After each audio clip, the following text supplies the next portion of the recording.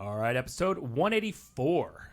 We've got a special guest on today, and we're going to be talking about how to unlock the YouTube secrets. We got Kristina Smallhorn, and she's going to reveal how agents can skyrocket their sales. We're going to get started right now.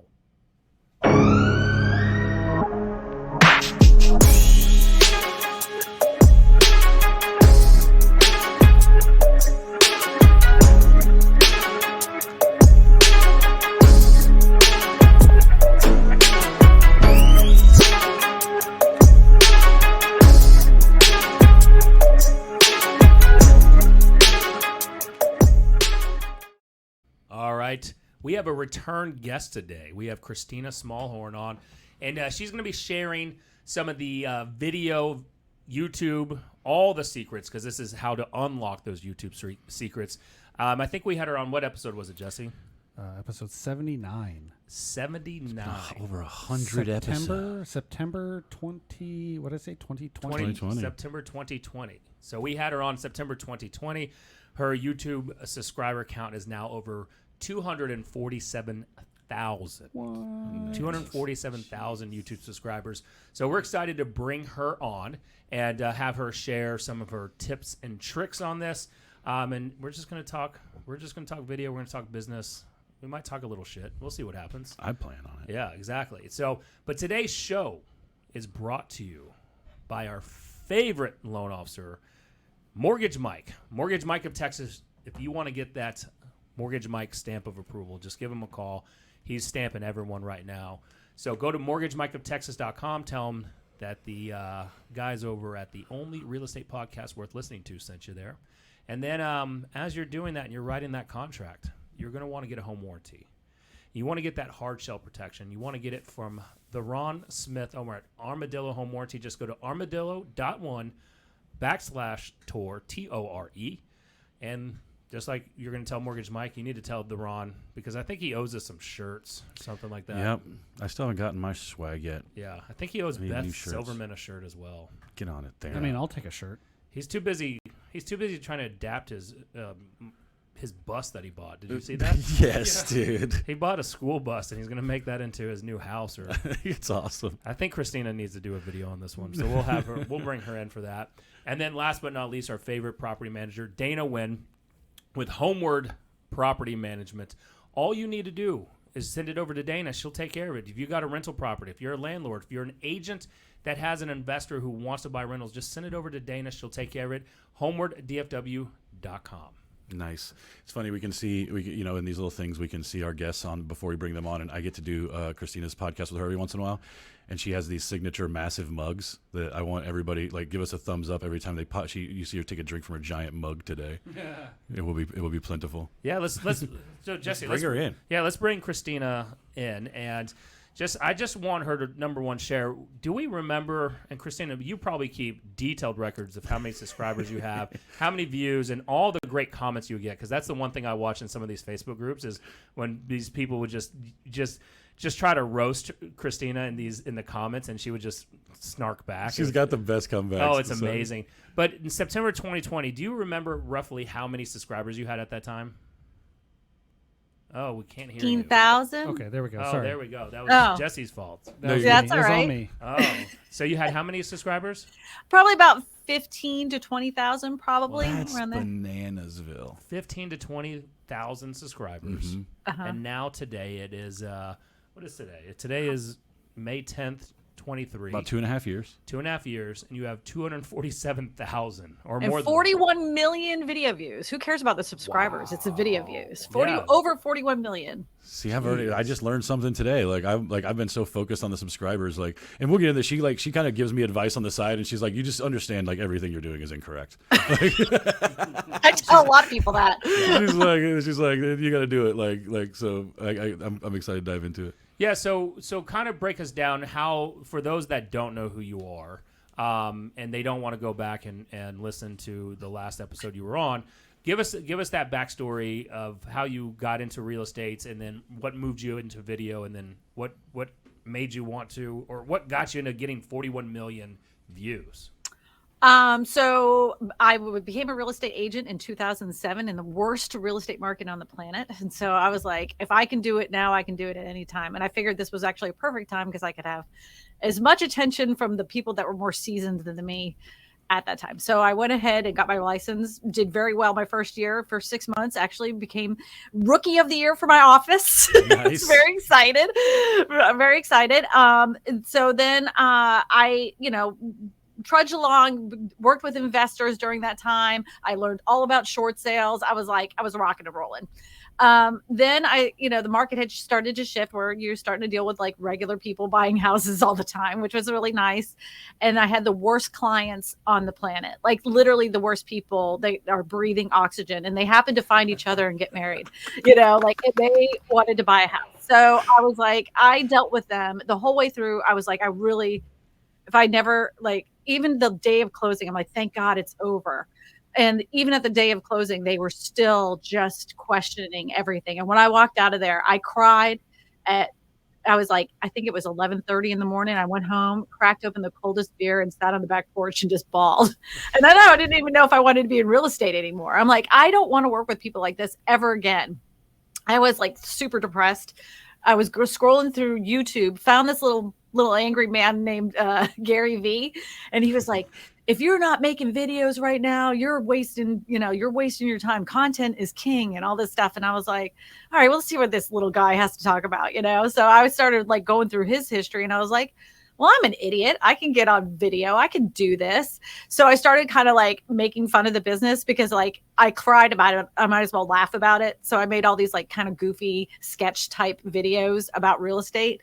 And then it wasn't until 2019 that I really figured out, like I wouldn't say crack the code, but I figured out who my audience is, what they really wanted from a real estate channel, and how I could achieve that, So I love that. One, I think it's super cool to just acknowledge the fact that everybody's had that beer in the backyard crying moment where they're like, I'm done with real estate and I'm ever going to do this again.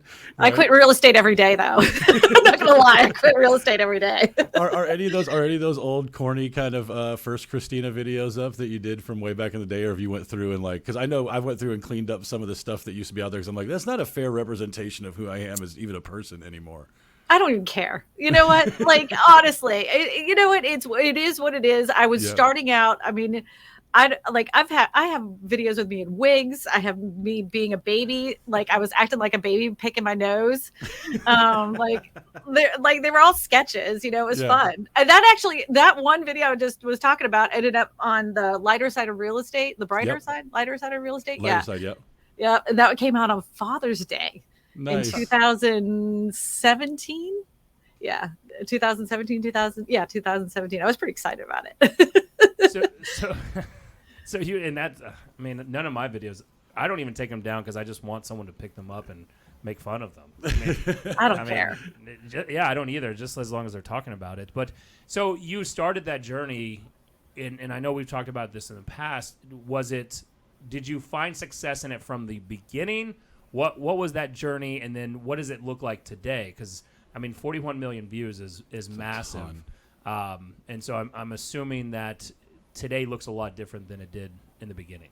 Oh, I had a ton of pushback from the beginning, from the very beginning. It's the whole reason why I switched brokerages. When I first started doing it, people were like, what are you doing? You're turning off a bunch of people. They're going to think you're a goofball and that you don't know what you're talking about.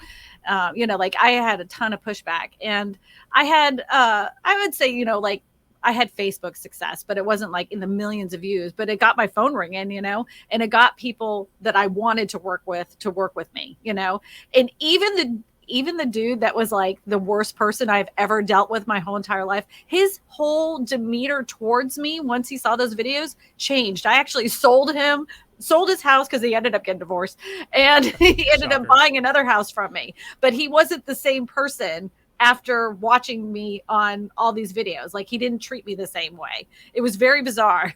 But I always had my guard up. I never wanted to work with him again, but he kept showing up.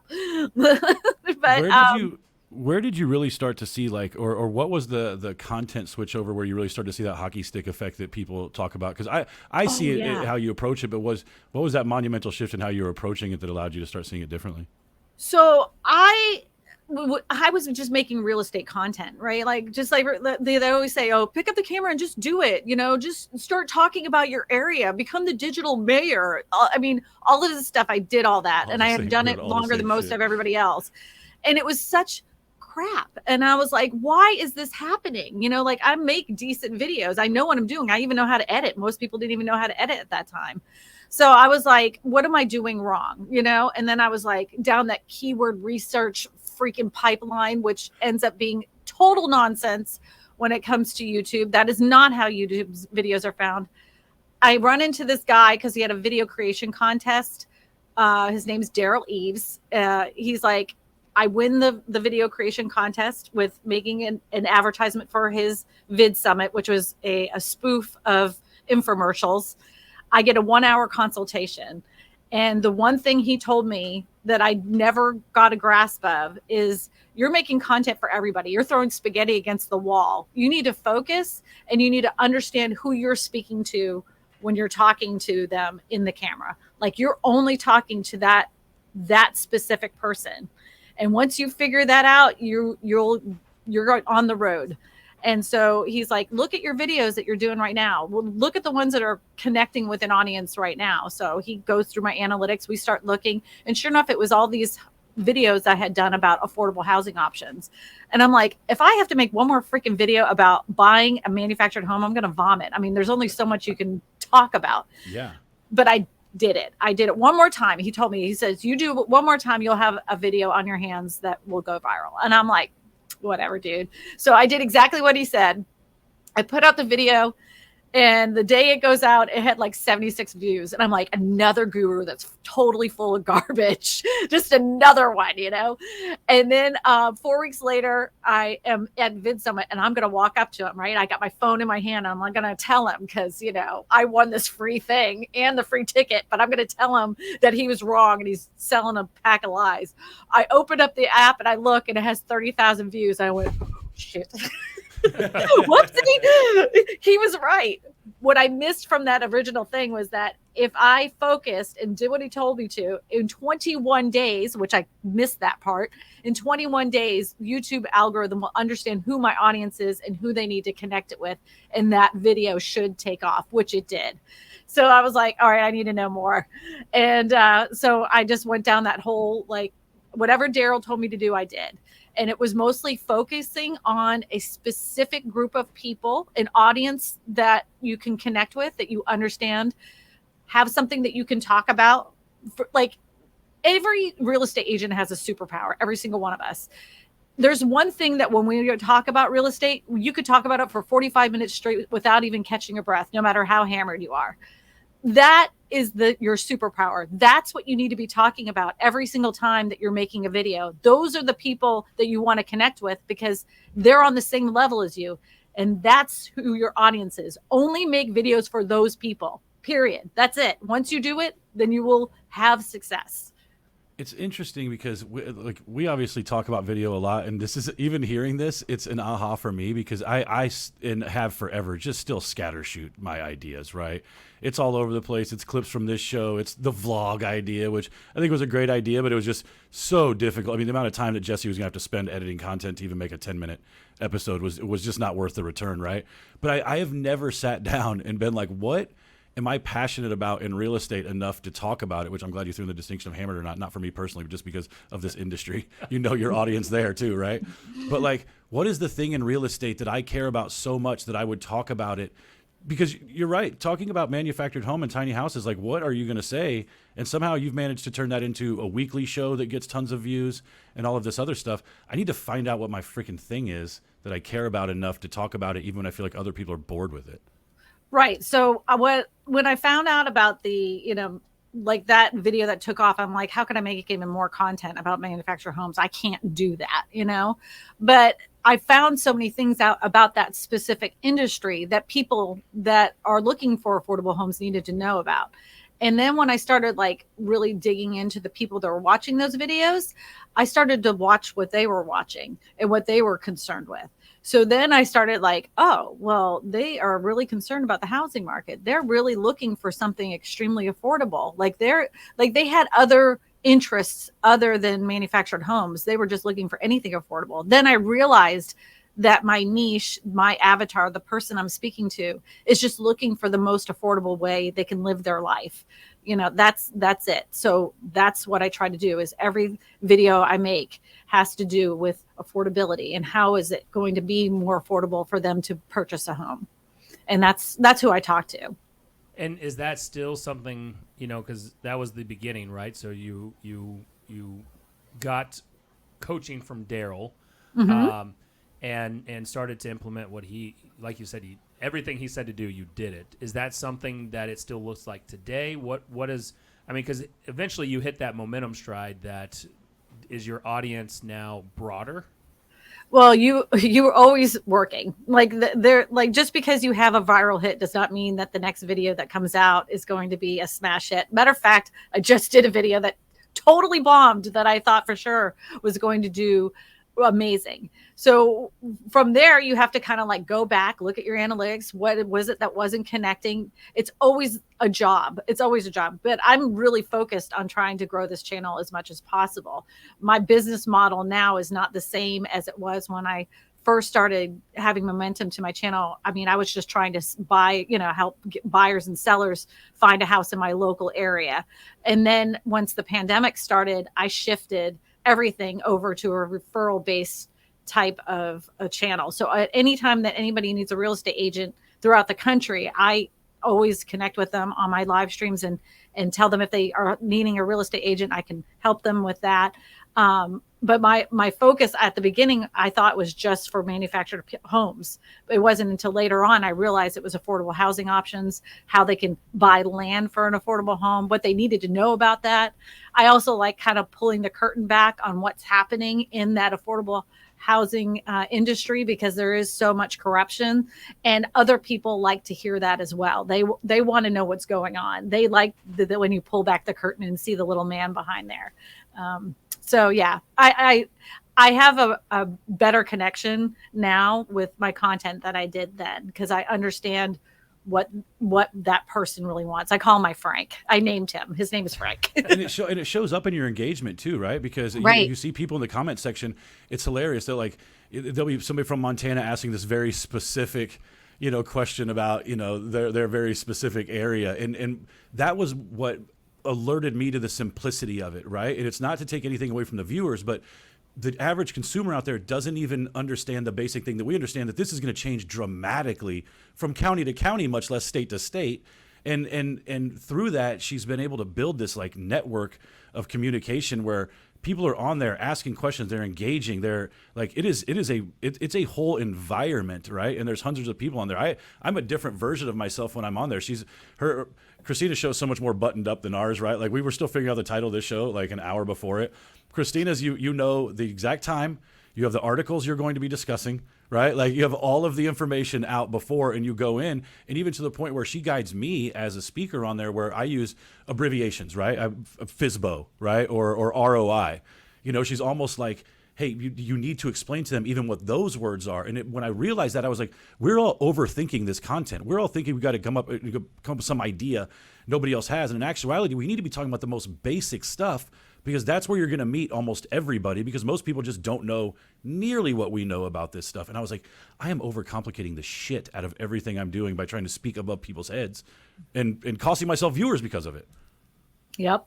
And that happens a lot. Yeah, that does. And even the most seasoned investor will watch my stuff, you know, and I literally will bring stuff down to an 8th grade level. And now that there's like Chat GPT, I will write out a whole entire script, like brainstorming the whole entire thing. I'll take that script, copy, paste it, put it back in Chat GPT and say, bring this down to an 8th grade level. That's what I do. I love the, go ahead, please. Because if you don't know this, statistically, the most Americans, if the average American in the United States can't read or comprehend past an 8th grade level. So I bring my content down to that level so people can understand it. And that's the compliment I get all the time from people when they talk to me on the phone. They're like, I feel like you're talking to me like I'm a person, like that I'm not some kind of freaking robot, you know? And that's one of the things you do really well. And one of the things I've always been complimented on in video stuff is it does just feel very relatable, and you're bringing really super valuable information. How have you, I mean, ChatGPT, obviously, and always keep in mind, I don't want you to share anything that you know, you would. I tell everybody everything. Publicly. Well, she's unlocking the YouTube I know secrets. she always does, but I do feel like AI right now is a little bit of a hidden gem that a lot of people don't understand how much time they can be saving with it. And I always come from contribution, but this AI thing, I'm like, I know it's going to be charged pretty soon, and I don't want everybody to go ruin all the free sites right now by cluttering them up. But how are you utilizing AI? I mean, you just gave an example. Is there anything else you're doing? Oh, I flesh out ideas sometimes too, because I'll take like a comment from my comment section of somebody that has said something that's kind of inflammatory, not necessarily correct. And Yeah. I will like kind of copy and paste it, and I'll say to ChatGPT, how is this not true? Right. Nice. And then it will give me all the answers.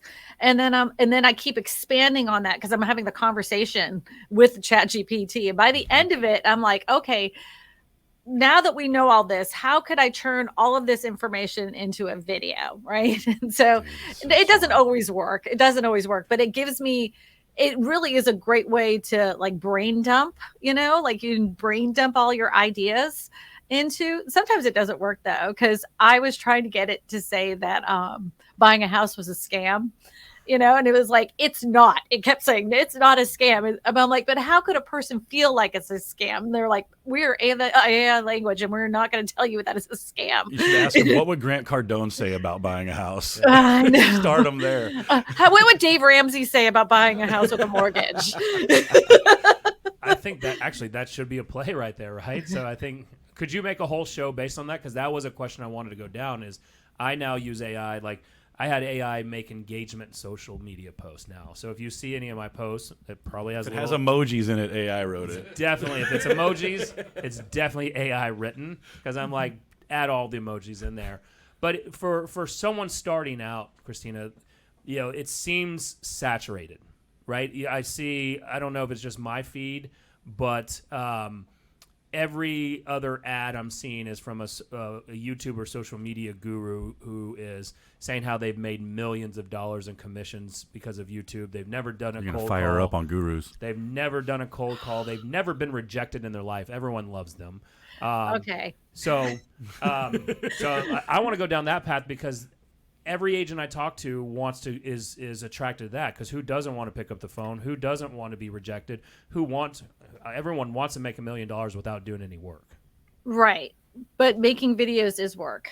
And if you want successful videos that do turn into leads, you're going to have to put in the time and the work and the effort and the research ahead of time before you ever push that record button.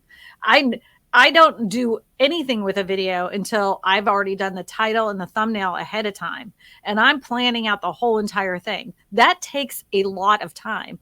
And if you're not willing to put that in there, and you're only following what other real estate agents are doing, you're just copying and ripping off, and then you're wondering why you're not successful. Well, there's your reason, because you're not trying to follow an audience. You're trying to just rip off and duplicate what somebody else did. You're not really engaging with a group of people. You're not connecting the dots. And I would caution anybody, any person on the planet, even look into me.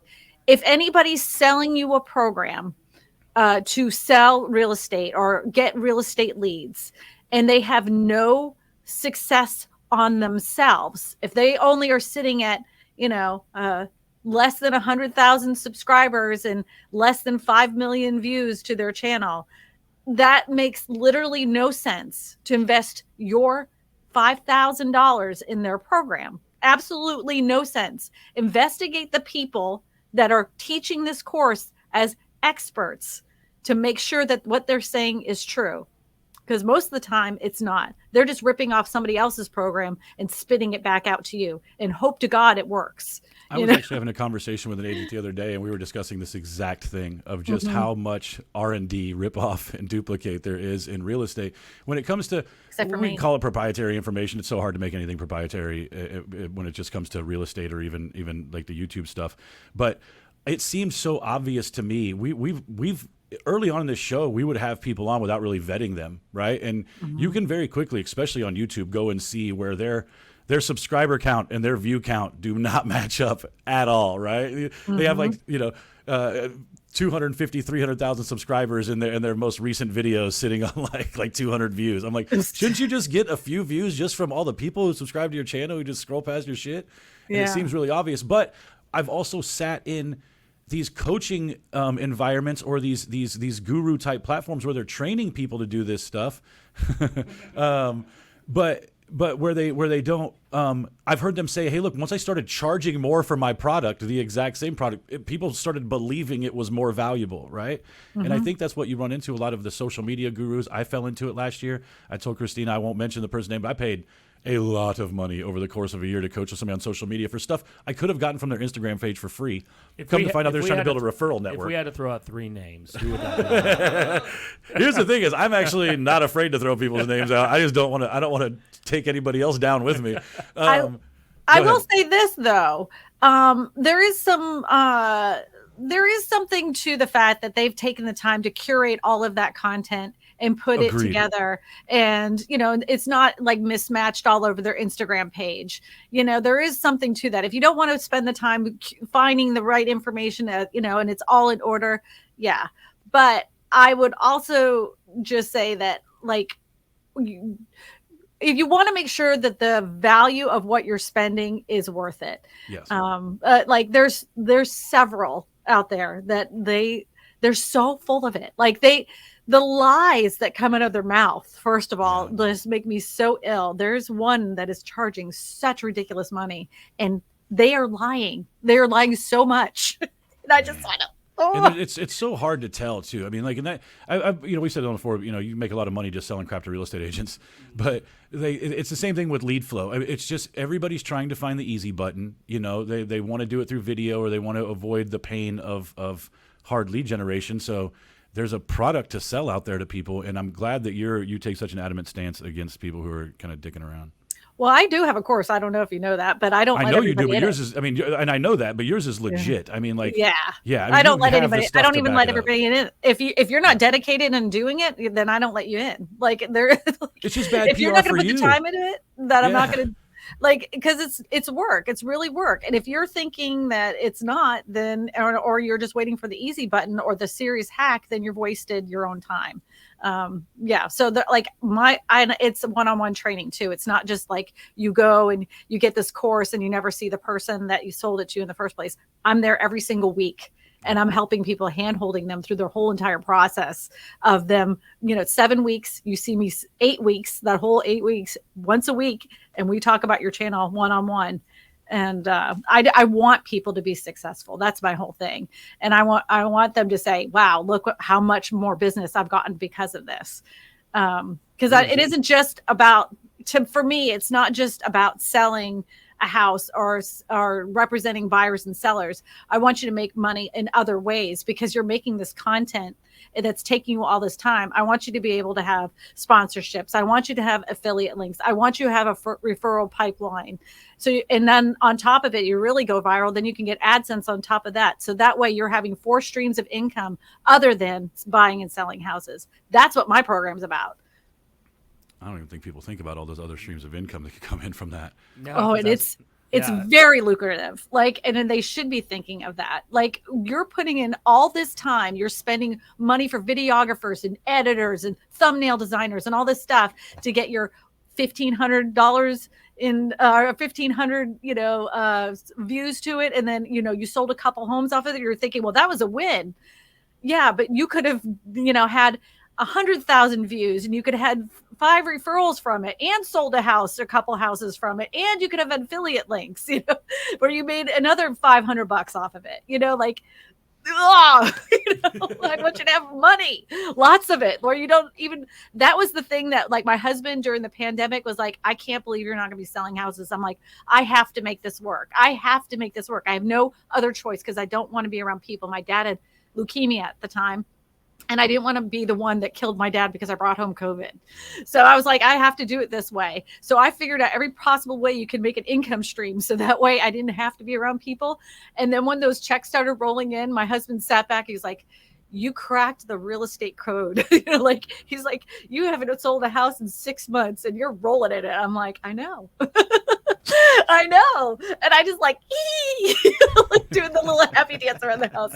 I'm like, another check came in today, Eddie, another one.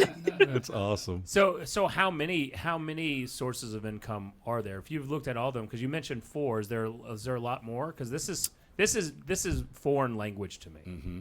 Okay, so you can get sponsorship videos. So like I've had companies pay me to focus on their specific house product that they have, right? So they have a house that they're trying to sell that's like a manufactured home or a tiny home. So they'll give me an affiliate link. So every time somebody clicks on that and orders it and uses my little coupon code, the customer gets a discount and then I get a commission from that.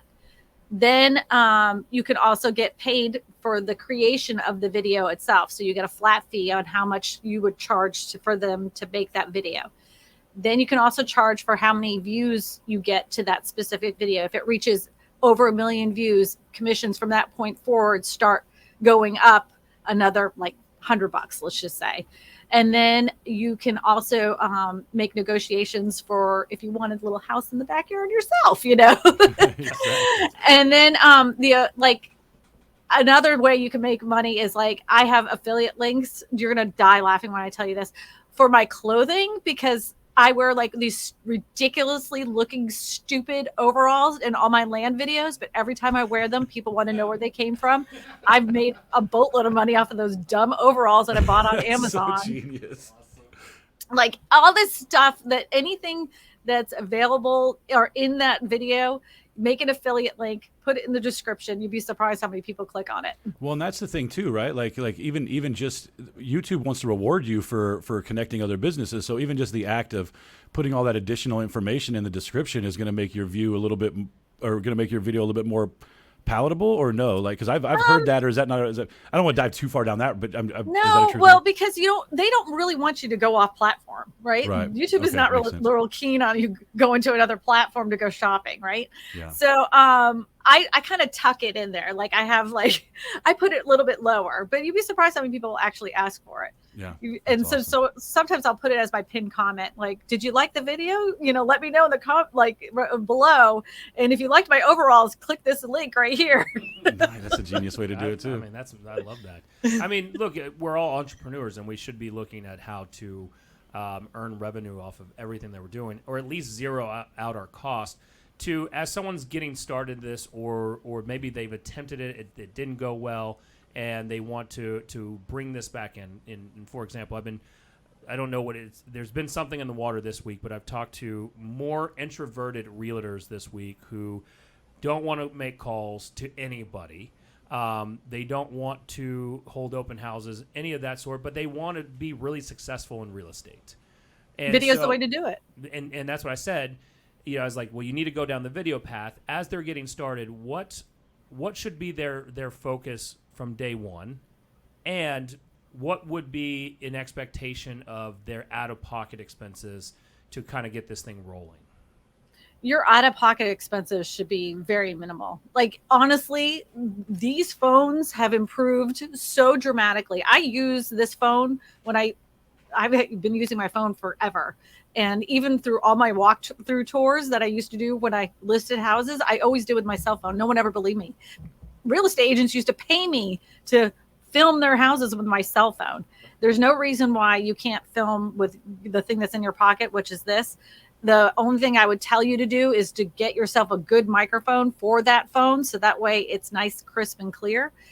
Any kind of lighting source, and honestly, people love when you're outside. They do love when you're outside and they see you outside, that you're not stuck behind an office chair. You know, I know that you've seen lots of real estate agents sitting there with their freaking microphone right in their face and the camera, blah, blah, blah. Honestly, people like to know that you're a real person. So the more authentic and real you are with the camera itself, and you're talking to your best friend and you're connecting with that person, you talk about that real estate superpower that you can talk about for 45 minutes without even thinking about it. That's what you need to make content on. And then start looking at other channels that are doing that. They don't have to be real estate agents, like honestly, real estate agent channels are boring. They're so boring. And so like a lot of the titles and stuff, I don't look at realtors to get those titles. I don't research real estate agent channels for my thumbnail designs, for my ideas for thumbnails designs. I don't look at them. And now everybody rips me off, which is funny. They all rip me off now. Yeah. So you made it. Yeah, they all do it. I think it's funny. I always help them too. Like I'm like, hey, you know what? You wanted that housing bubble. That one's terrible. Let me show you my bubble. I'll send it to you.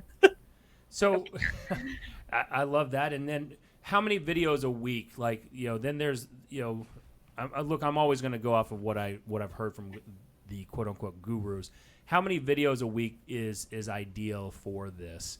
Is it once a week? Is it once every 3 days? Is there, the more the better? It's how many you can make that are actually quality. Like if you make 3 videos a week, that doesn't mean that you're going to like get 3 times the success, right? Because if it's 3 garbage videos, who cares, right? But if you do once a week and you put in your heart, soul, and effort into it, you're going to be 10 times more successful than the dude that's sitting in his car going, hey guys, with his air conditioning vent blowing up. Let me just talk to you about the real estate market. Don't be that dude. Nobody's listening to him anyway.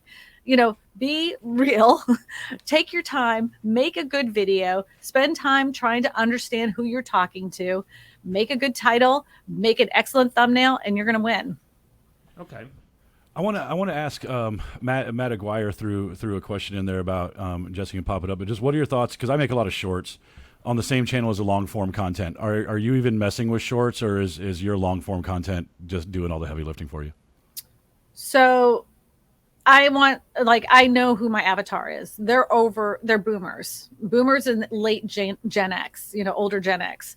They have no interest in shorts, right? Yep. So why would I make content for that avatar that won't be watching it in the first place? It doesn't make any sense whatsoever. I love that answer, and I also love more than anything that people are just willing to admit who their target demographic is. We live in such a stupid age now where I think people just don't, like, they feel like they're being more inclusive by scatter shooting, and they're really just wasting their time. And like you said, not even reaching their target avatar. I'll steal that from you. Like reaching their target audience, because they're just out there making content that they think would be for everybody. But I haven't found my way with exactly what my video is supposed to be doing. Is it supposed to be agent attraction? Is it supposed to be client attraction? Is it supposed to be an ego stroke for myself? Like, I don't have any idea what it's even supposed to be, but it's all really short form content. And I feel like that's very limiting, because one, it's only going to attract people who are probably going to watch stuff for 45 seconds. But more importantly, I can't really get a solid thought out that isn't, that would really be helpful to people in 45 seconds. Is that more why the shorts just don't make sense for you? Because the content you're producing isn't bite size either?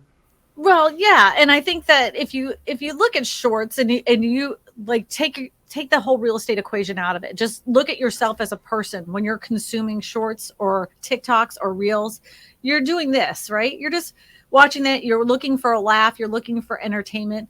And let's be honest, real estate content is freaking boring. So unless something really is exciting happening in the real estate, sector niche, there's nothing to really talk about. You're just talking just to talk. Nobody cares. Not the average person sitting there consuming content. They are interested in like how a house gets built. They're interested in like the type of materials and how thick walls are. They don't care about all that other stuff, and they certainly don't care how many sales that you've had in a year. They don't care that you sold a house to somebody that buying their first house. They don't care about any of that stuff.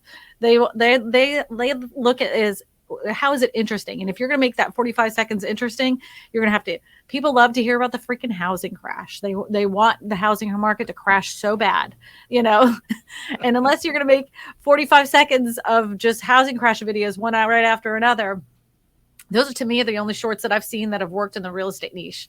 And I'm not one to go down that road. I'm just not going to do it. Are you on any other of the platforms just to help try to drive people back to YouTube, or is you're just all in on YouTube? You're like, screw everything else. I used to do it all. I used to do LinkedIn. I used to do Pinterest. I used to blog. I did it all. The only one I wish that I stayed on was LinkedIn, because it did bring me some business, but I got kind of bored over there. Like it's a very stuffy. Yeah, I don't even really know what to do over there, honestly. Yeah, it's stuffy over there. But I wish I had stayed on there because it did bring me business. But Facebook was I used to equally do Facebook and YouTube. But Facebook business pages became a pay to play kind of platform. And I didn't want to turn my personal page into like, I'm a real estate agent, blah, blah, blah. Because, like nobody cares that you sold a house. Like those, the ones that crack me up are like, just sold, nobody cares. June, stop posting that stuff. Nobody wants you to see your clients with the freaking key nobody wants to see that crap. I didn't want to turn my Facebook personal page into that. So once it became pay to play, I got off of Facebook, started spending most of my time on YouTube. I blogged and everything else. I still say, to me, like the ones that are really like kicking off like a Japanese chicken are the YouTube and the TikToks, the TikTokies. It works. If I know what it takes to make a good TikTok. I've done it. I've proven it several times over. Yeah. So those I actually are the two that you're focused on right now. Yeah. I don't TikTok. even really focus on TikTok because they don't turn into sales. It's just one of those things. I'm on there, and if I want to talk about something, I do. But YouTube is my focus, my main focus always. Do we worry about that? Like, and I mean, obviously we're a little bit small, but I look at somebody like Mr. Beast, right? Like his eggs are all in YouTube's basket, right? Like, and they probably aren't, right? But when we just talk about like what he's known for, like he's got all these different channels, all these different languages. Like I love listening to the way he talks about how he's turned his channel and stuff. But I mean, like, is YouTube just kind of so bulletproof because it's attached to Google that it's not going to fail and get old like some of these other platforms? Facebook's just an older generation platform now, right? Like. And is it like what keeps that happening to YouTube, right? I'm just talking now, but what like? Well, I think what makes YouTube different than Facebook and on the other social media sites is the fact that our generation and older came from a generation where we were TV consumers, man. We sucked up a lot of television, and like television now sucks. It's terrible, and so now you can watch real people enjoying their lives. You can turn on any channel on YouTube and consume in mass a bunch of videos about the thing that you're interested in. Because even the learning channel turned into like 9 kids and counting, or 27 kids. Like all these channels that were supposed to be like the Discovery Channel. The History Channel has done a history show. It's like Ancient Aliens show now. Like what the heck? And all the kids are on YouTube. I mean, my 6-year-old. I mean, our my kids. My 6-year-old watches YouTube, where we have to just get him off of it, and he's watching. And most of the shit he's watching is all true learning-based, fact-based stuff, but it's still he only goes to YouTube. There's no other platform that we allow. And ultimately, or is that generation is going to be probably plugged into that for a very long time. That is true. Luke just watches basketball highlights all day.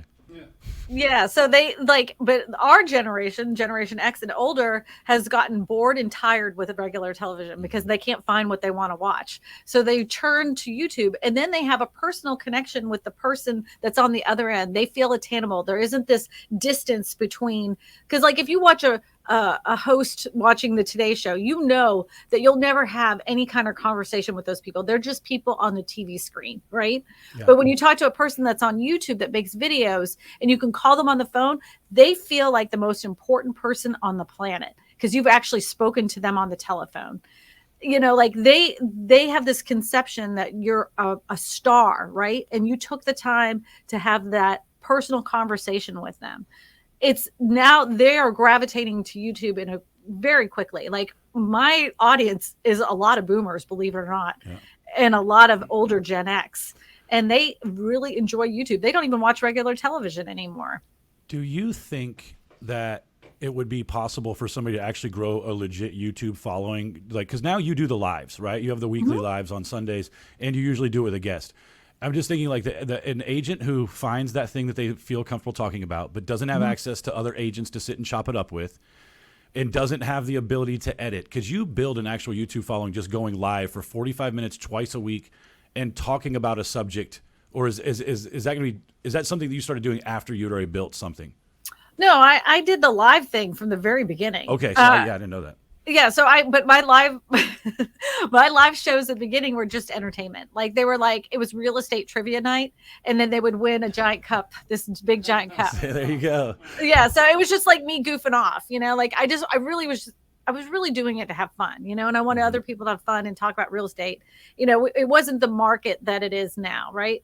It wasn't until 2019 that my YouTube live streams shifted from the trivia over. And when I first started, I think I had a total of like 17 people watching on 15 of them were my family members. That's usually where it goes at first. Yeah. And then I had to that was a great learning experience though, like having to learn how to talk to a camera with nobody on the other side. Cause a lot of times I didn't have a guest, but just being able to talk about the real estate market and understand what I was talking about, go over those articles that had just come out in the last couple of days and talk about it in an intelligent way. Then sure enough, more and more people showed up. And then as I was answering their questions, because I noticed that like in the live stream, they'll have questions. Then I put their question on the screen when that StreamYard came out with the where you could put their question on the screen. Boy, that created tons of engagement because they felt important. Like I took the time to answer the question. It takes a while to get used to talking and not running out of things to talk about and filling in dead air space. How did you train yourself on that? Because that is, I mean, look, to It's go still- solo, like even solo podcasting where you have a guest on that maybe that guest is not as talkative, and you're like, We've ran into this before. And I'll just cut it. I'm like, well, it's 15 minutes in. It was a great show. Thank you so much for joining us. We'll see you next week. How did you train yourself on that? Because there's those fears that people, the first one, you've heard it, right? We've all heard it. I don't look good on camera. I don't like the way I sound. But I think that's an easy cop out. I think the other fear is not sounding, they don't want to sound, idiotic on camera, or they don't want to run out of things to say, and then they just go dead air, and then their face goes red, and they just never do it again. I have always been the one that could talk way too much. Like I've always been like diarrhea of the mouth. But I think that like I did have that fear. There's no doubt about it that I would be like, oh, I'd be 15 minutes in and not know what to say because there's nobody asking any questions. So what I used to do is I would have at least minimum 5 articles at the top of the screen. So if I like went through everything I wanted to say to there, I'd say, oh, and Fortune magazine came out with an article about the real estate market. And sure enough, I'd start reading something about that. I'd again, just reiterate some stuff, start talking about that. If there's still no questions, go to the next article, but I do it by myself quite a bit, actually. I found, which is so weird to me, because I thought the people, I thought that they were coming to hear what my guests had to say. And then I just started doing more lives by myself. And all of a sudden I was getting numbers I hadn't seen in a while just by going by myself. I think people wanted just to hear from me, which blew my mind because, half the time I think I'm an idiot. I suffer from that too. Yeah. Yeah. So, and they really enjoyed the show, and it was just me and them. I think they felt like it was more personal. So I don't have the guests on as much as I used to. But you get used to it. Just have lots of things in front of you to talk about. That's one of those times that you shouldn't just bullet point it. Yeah, absolutely. Yeah, you should go ahead and pull out as many articles as you can. Talk about the things that you can talk about, and then sure enough, as you're talking to, you end up coming up with some story that happened to you, like something that happened with one of your clients. They love when you share stories about weird stuff that's happened, anything that you've seen in when you were going and looking at investment properties, like the nastiness, they love those kinds of stories. So yeah, you just ramble. I can do it. I can talk to a tree and make it my best friend. Some of our best shows have been where it's just me, you, and Brian, and we just talk about our worst experience. They are. The transactions, the closings from hell, or how we just failed, we fell straight on our face. So I mean, ultimately that makes sense, and it does make things a lot real, and we definitely on this show we're not polished at all. So I mean, they're not getting that from us. Well, one of the things that I think that I've tried to drag over to this show a couple of times, and I haven't implemented it any more than anybody else has. So, but we've never done is the article thing. I do. And Jesse, bless his heart, has tried a couple of times, and we're just so unresponsive that it doesn't matter. But if we actually did have a couple of articles going in and a title and a thumbnail made, I could see like, Kristina, you and I have talked about it. We're on 180 episodes. We still don't really even know kind of what we're doing with this. You know what I mean? It's just here. It works out great. People like it. No, it fun. seems valuable, but look, we do know what we know what we're doing, but it could be us, different. It's different. Like this is, like I hear Kristina talking about like, oh, we have 100 ways to make income. I'm like, that gets me perked up, but at the same time, this is for us. This was started as kind of a fun stress relief, Exactly. and to let kind of people have that voyeuristic view, which and is probably reason why, in my opinion, why it has done well. And now we've just done it so long that we're going to show up, and people are either you're going to watch it or you don't. I didn't have it on my calendar for a couple of weeks, and like I said, I looked at it and I was like, Jesse, I need you to resend the calendar invite. So this is back on my calendar. It feels weird not being on there.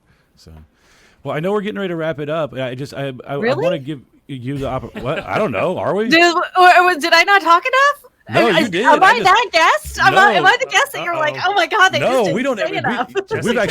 We've actually went long, like not long, but I'm saying like we're cutting this off at like 40, 45 minutes. That's what I told those guys today. I was like, dude, when I'm on her show, we're like an hour and 20, man, like every time.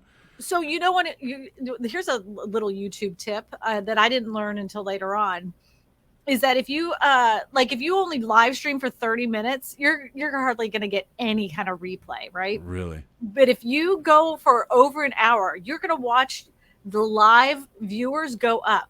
I don't know where it jumps to that YouTube starts delivering it to more people, or it shows up in their feed that you're live. But after that hour mark, they put it somewhere else in the universe. And sure enough, you're going to watch the numbers of the people watching go even higher. Like the first 15 minutes of your show, you're probably not going to get nearly as much until you make it after that 30 minutes. Sure enough, it will jump up again. And then at that hour mark, you're going to see a lot more people jump on, a lot more. So that's why I try to do it like an hour and 20 minutes, unless it's really stale. Like I've had my fair share of really crappy guests, and I'm like carrying the whole thing. And it's like, and sometimes when I'm like having to have a discussion with them, I'm like, yeah, so what do you think, Jim? And Jim will go, yeah, I think the same thing. We have an episode out there that's been taken down just because it was exactly that. Like it was like we were just all kind of sitting here, and I'm like, we're looking at each other, and off camera, I'm looking at Nick, being like, I'm out, dude. I don't know what else to ask. Like I feel like now I'm just like being mean and badgering this person with questions. There's only so many articles you could pull up. Yeah. I mean, pretty soon we're going to be going down to the TMZ list. What have you? I mean, just to get us to an hour or whatever. But what have you found? What have been some of the systems that you've been able to implement too? Because one of my biggest limiting beliefs is around the editing and when it comes to YouTube specifically, editing the content stuff down and the thumbnails. I know you have a passion for doing that type of stuff, but are there any resources out there, paid or otherwise, that really are useful to help people streamline those processes? So one of my favorite things, if you are going to edit your own videos, there's a program called Thunderbolt that actually takes out all the dead space in your videos, and it already slices it up. So you can like scrub through your video and remove all the extra stuff. So I could have like a 35-minute video, how like you repeat yourself several times. Well, it's already cut up, and all you have to do is hit that little section, and it's already removed. It's done in a few seconds. Yeah, Thunderbolt, love that thing. Like that has saved me like a couple hours. Well, and I'd have to defer to Jesse on this, but I imagine that's what he spends most of his time doing, is just chopping out the nonsense in between what I was saying. Yeah, and it's already cut up. They already sliced it for you. So all you have to do is cut it, like just literally just throw it away. How are you? I've seen you, you're kind of the guru in your YouTube group about like thumbnails. I always see you giving people advice on like their thumbnails and stuff. What are a couple of things that you see people do that is absolutely just terrible, that they could shave like 100 strokes off their score if they would just stop doing it? Oh, putting a ton of words all over that stupid thumbnail, or they put themselves like this, they're like, like there's all this and they're way down here. That drives That's going to be the thumbnail for this one. Yes. Or they're way over here, Yeah. You know, I've done that one. I've got all of I've those. done that one. I've got I'm all of guilty of that. Jesse and I literally one day sat in here and set up a green screen and just took pictures of We me did. making different faces. yeah, yeah. And then I think the other thing is like they'll make themselves too small. They'll like the centering of it, and then they won't like they'll have this thumbnail that literally has nothing to do with the title. It's a picture of them. They have a house floating in the background. They'll have some like bubbles and stuff, and then it's like, are we in a housing crash? And the real estate agent's smiling with their arms like this. And like, what? Those two things do not relate. Okay, you're talking about a housing crash, right? And you've got a big giant smile on your face. Why are you happy about this? You know, this is not, these are people losing their houses. Like, think about it. Yeah. So I think people need to understand that your thumbnail is going to grab people's attention before the title does. Make sure that your thumbnail tells the story with in a blink of an eye, that the title, they won't even have to look at the title. They already know what the video is about just by looking at that image right there. You know, like if you were going to talk about the foreclosure crisis, you know, you'd be like, you know, like this, you know, you'd be like that distraught face. You would have a big for sale sign that says foreclosure. Then you have a sign, then you have like the house behind you. That tells a story immediately. They don't even have to read the title. It's right there. The story is in the thumbnail. If people spend more time making that thumbnail and really thinking about it, they would get a ton more views, a lot more business. It all connects together. People say to me, I don't want to be a YouTuber. I don't need 10,000 views on a video. Yes, you do. Don't you want your phone to ring even more? You're going to get your phone ringing more if you have more views to your videos. Like all of this stuff connects. I love that. Anytime you have a burning house in the background and you're holding burning money and this for sale signs on fire, and then you just put your picture there. He's just Nick cheesing, the one that's on the side of the car that goes right around.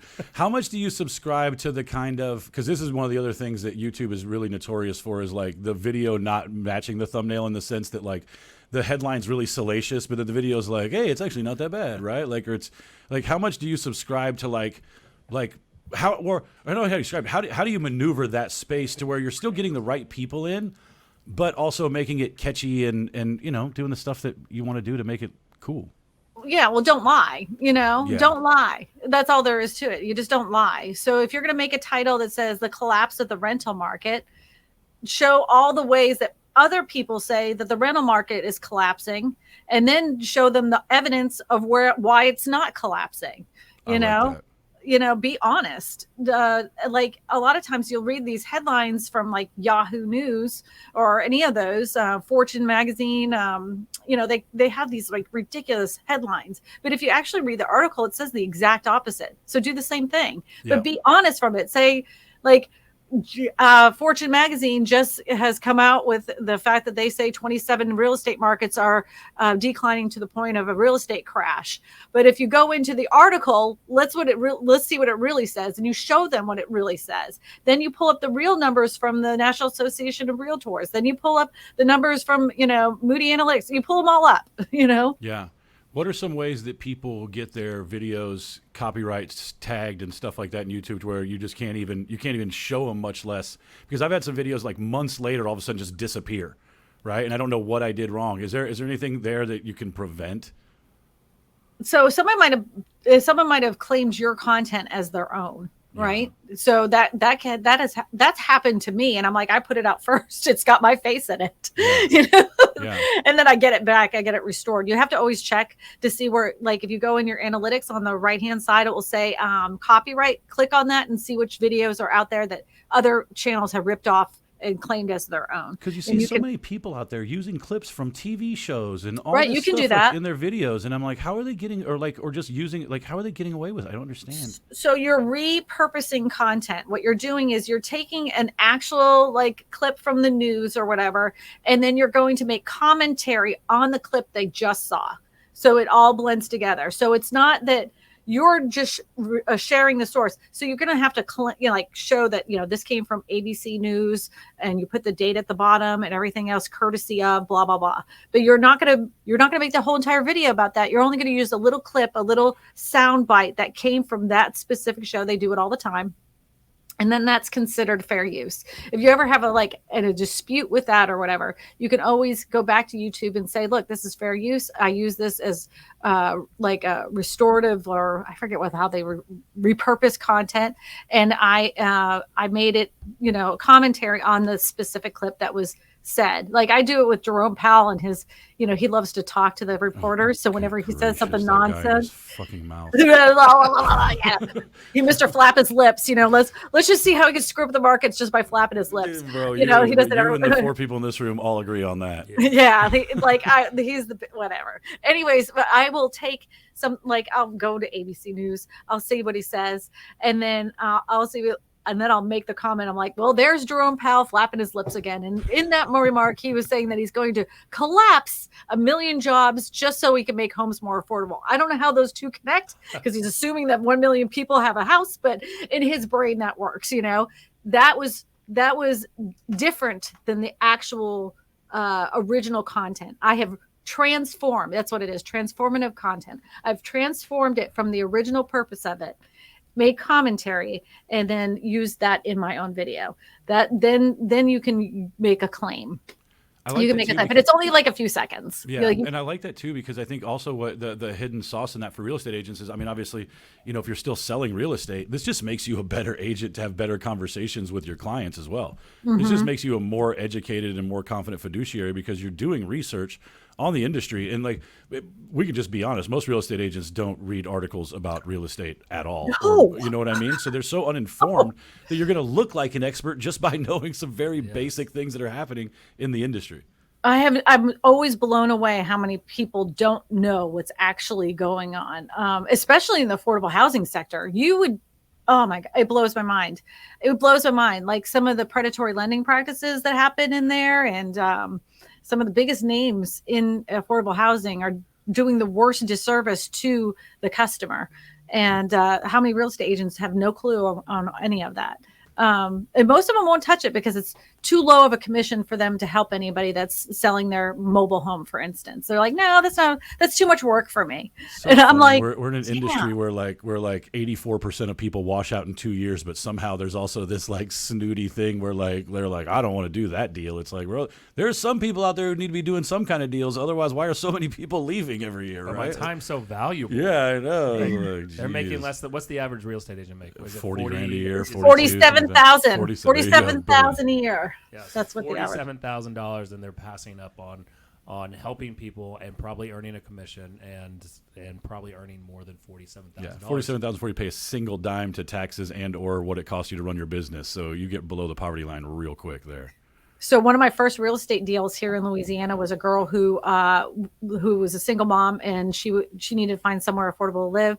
We ended up finding her mobile home. She ends up moving into it. A couple years later, she gets remarried, and she's gotten back on her feet. She's making good money. He's making good money. They end up buying their first house together. A few years after that, their kids are getting older. She wants to buy another house. By the end of it, she had bought 4 houses from me. The last house that she purchased was over in my area, which was a lot, $536,000. So she started with that $60,000 trailer, that little trailer home on a piece of dirt for her little kids, and ended up with a $536,000 house. That's badass. So don't treat those people like they're not human beings, because like all that work, it's too much work for that little tiny commission at $60,000. It didn't end up being that way at the end, because and she's like, you're the only person that would talk to me. And I had that with a man who was having trouble speaking English. I took my time because I don't know Spanish. I ended up finding a little girl that spoke Spanish and English, had her sit down with me so we could negotiate a contract. So he understood the contract and what he was signing, because I wanted him to understand it. And he to this day still buys tons of investment properties from me to this day. That is every single entrepreneur we have on the show that we know in life all have those little stories about how they just made it work at a time when, like, with specific clients or helping, like just that time of your career where you would help anybody and do it for the right reason. If you don't have one of those stories, you probably need to go find it, because I haven't met a single successful person in real estate who couldn't rattle off a couple of those, where they just did the right thing and it worked out for the better. For Nepo babies, man. Those Nepo babies never have to worry about that. Mama has already set up their career for them. They just put in there and work those buyer leads for Mama, those Nepo babies. They don't have any of those stories. that's. I mean, this. I'm gonna go back and redo this because I've got a lot of work to do on my video. Because I was just looking at my YouTube channel and I'm just like. I'm like, Kristina's talking so much shit about me, and she doesn't even know it because I fall into all those traps. Yep. Yeah. Like I'm just cheesing it up, like, oh, housing crashing. Look how great it is. Well, and the other thing on the platforms too, I have anxiety about whether or not I'm using my content correctly. And to your point, I think Facebook is a place for me to stay because I already have an audience there. But I shouldn't be focusing on anything else other than YouTube. Like I don't need to be on TikTok or Instagram. I certainly LinkedIn bores me to tears. So there's really, and I don't even understand how to use Twitter. So like, there's really no other place for me to be other than those two. I think that when you look at TikTok and Instagram and Facebook, you end up finding out the only people that are watching your stuff as other real estate agents, and who cares? Well, Unless you're selling crap to real estate agents, nobody cares. Like my Facebook, I've realized that my Facebook friend list is a bunch of realtors. They're not going to give a crap that I sold a house. Like how dumb? How dumb? And I designed it that way so from the agent attraction standpoint, right? Like I always wanted to be a referral partner for people. And there it is. I know. And like, those types of things. Look how. And I want to just say, you men sitting there talking about my mugs right at the beginning of the podcast, I should have walked right out. You should have. Talk about how big my mugs are. That's just creepy. It's just terrible. I love it. This has been really fun. It was funny because I knew we had you on, but I didn't realize it had been almost 3 years. Wow. And Jesse sent us that, and I was like, damn, what did we even talk about? Like all of our businesses and what we were doing looked completely different 2.5 years ago. Yeah. Like, there's so many things that are happening in my life that did not exist 2.5 years ago. We didn't have COVID then, or maybe it just started. No, we were September. We were in COVID. Yeah, we were in it. That's when everyone was at home drinking. You know what? I have to tell you, since then, though, I'm really tired of living in unprecedented times. I'm done. Over unprecedented times. Yeah, can we not do that anymore? Can we just stop with the unprecedented times? I'd really like to go back to boring 2014. That would be great. Yeah. I want to go back to being lied to. And just told everything's gonna be okay. Like, head in the sand. Yeah, just take me back to that clueless time. Yeah, I would love that. I thrive for that. I love it. When it's cool to see the growth. I mean, like you said, you were at 15,000 subscribers, whatever it was in 2020, and now it's I'm not going to say that your appearance on the only real estate podcast worth listening to is. Part of that. It did coincide time-wise pretty perfectly, though. With the views. Matt, what are your comments? I do not buy that for 1 second. I love you guys. I don't either. I've seen how she runs her show compared to how this circus goes. Yeah. I think it helped the views, not the subscribers. Yeah, I don't think We're probably 40 million of those 41 million. Easily. Oh, yeah. You just keep lying to yourself. I know, exactly. That was 2014. I thought we could do that. When I go on her show, that's the least viewed shit she has. Not true. We have a blast. I love being on your show. It's people fun. are nice to you, man. People are very nice to me. I even go back to the comment section. I'm still in that phase of social media where I go read the comment section, and I don't get to be on with anybody who has as big of a following as she does. So I very rarely get them. And it's pretty nice. Every once in a while, they'll be like, "That guy's a fucking idiot." I get the commenters that I get are pretty brutal. Like they're either really nice and they have some genuine questions, or they're there to shred you to pieces because they can't stand you and they're just going to try to take you down a peg. You share some good ones, man. Oh, I have some nasty comments. Like they're really bad, but I always have a way of diffusing them pretty quickly. I've always been very good at being diplomatic, but my favorite one, and everybody can use this, is when they say, "This girl's an idiot. I'm unsubscribing." I write right under there. I said, "This is not the airport. You do not have to announce your departure. Thank you very much." Done. On the way out. Well, we do something with all of our guests now that we never used to do, and this is the first time we've ever done this. I've got another one. I re-asked it. I had AI ask this where it was give me a funny hypothetical. I don't know whose phone. I don't know the feedback is, not mine. But it said if you could choose, let's see, whose is that? I don't know whose feedback that is, but if you could choose one animal to instantly understand and communicate with, but as a result you involuntarily started acting like that animal in social situations, which animal would you pick and why? Whew, golly, there's so many good animals. I think that I would have to be a cat. Yeah.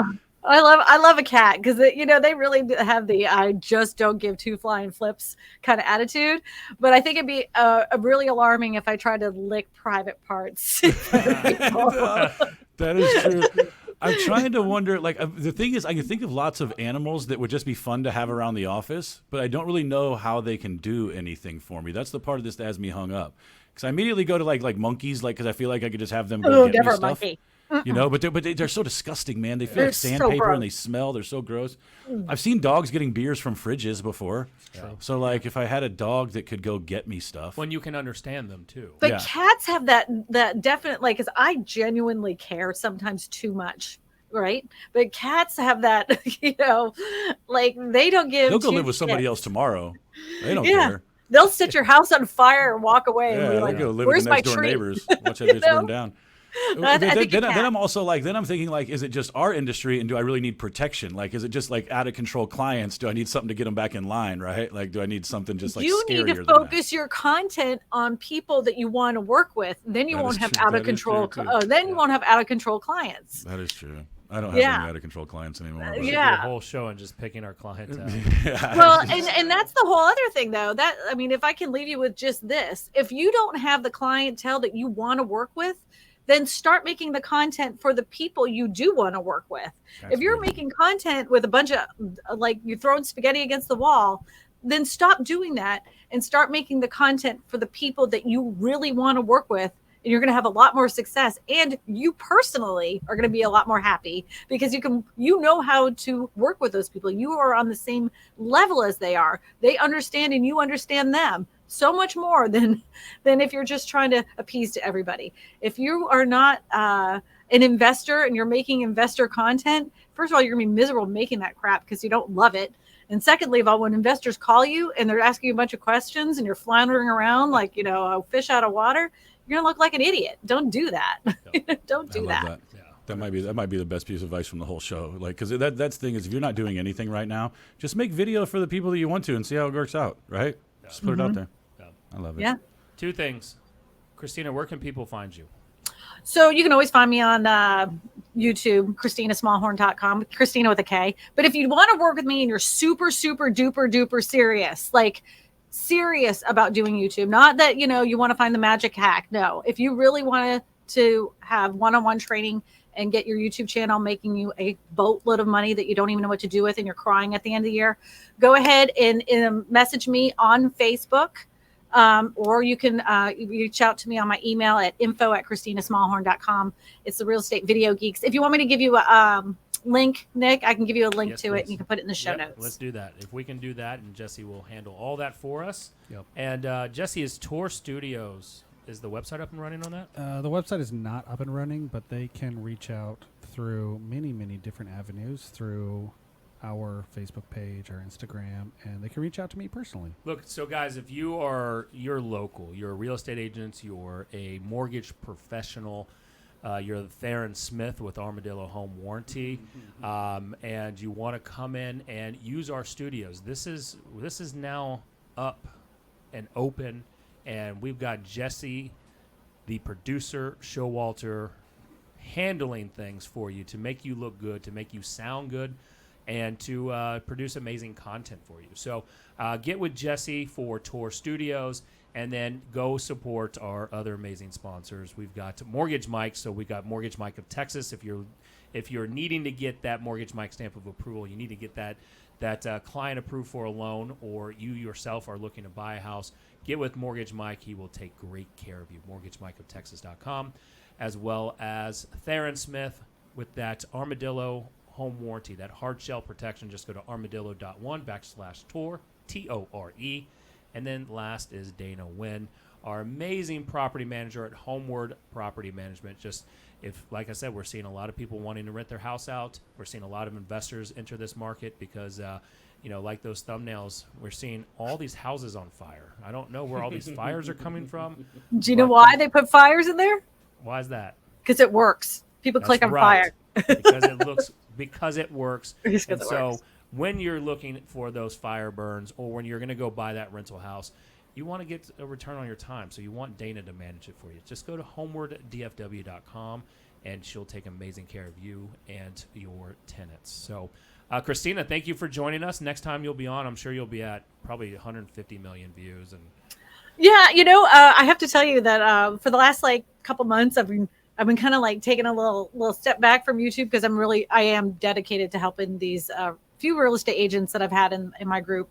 I think next year I'm going to be focusing more on trying to build up other real estate agents channels the right way instead of the keyword research nonsense tool thing. That's not my bag. I don't do that. I never used a keyword research tool in my life. So I love that because that's what would turn me off. I'm like, no, I don't want to do that. I just want to make things that are fun.